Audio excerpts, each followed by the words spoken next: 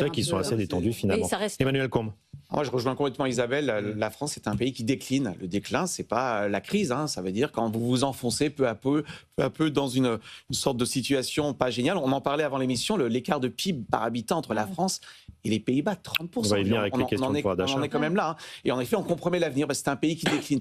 La petite nuance que j'introduirais, et là je rejoindrai Patrick, c'est qu'on n'est jamais à l'abri d'une crise obligataire qui, elle, viendra de la politique, pour le coup. Vous voyez, un candidat... Un effet listreuse, quoi. Un candidat à l'élection présidentielle, je donne pas de nom, qui réussit, qui n'inspire pas forcément les marchés financiers, ça peut aller très très vite. Mais la proba est très très faible. On est plutôt sur un pays qui décline. Le pays qui décline, en effet, c'est la grenouille qui est dans la casserole et qui va s'endormir gentiment.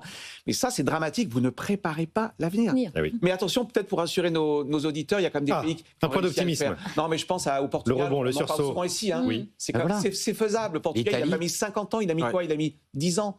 C'est d'ailleurs un socialiste. C'est Suarez. Absolument. Réforme des retraites. Oui. Etc. Et finalement, on arrive, je crois qu'ils ont augmenté les retraites il y a quelques mois, ils sont en excédent budgétaire, on peut se réformer. C'est possible. Patrick. C'est très intéressant ce que vous dites, Emmanuel, parce que effectivement, comme il y a plein de choses qui rentrent dans les éléments macroéconomiques, comme la dette, etc. J'aime bien cette approche consistant à parler du stock et du flux. Et ce que vous évoquez sur les pays en question, c'est que il y a le stock qui est la dette, mais il y a le flux qui est que je suis en déficit ou est-ce que je suis en excédent.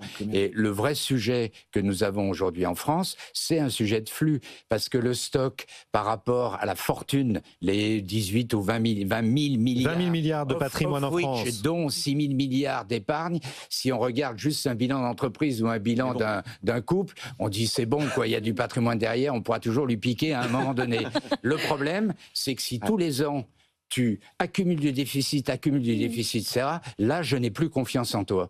Et je crois que c'est ça qui est important. Il faut sortir un peu uniquement de parler de la dette en disant c'est X% du PIB, c'est horrible. C'est de regarder ce que font les pays, effectivement, Portugal, Espagne, Italie, et de se dire, ils ont traité le flux. Certes, ils ont encore une dette qui est colossale, mais ils ne creusent plus le trou. Nicolas, vous qui avez suivi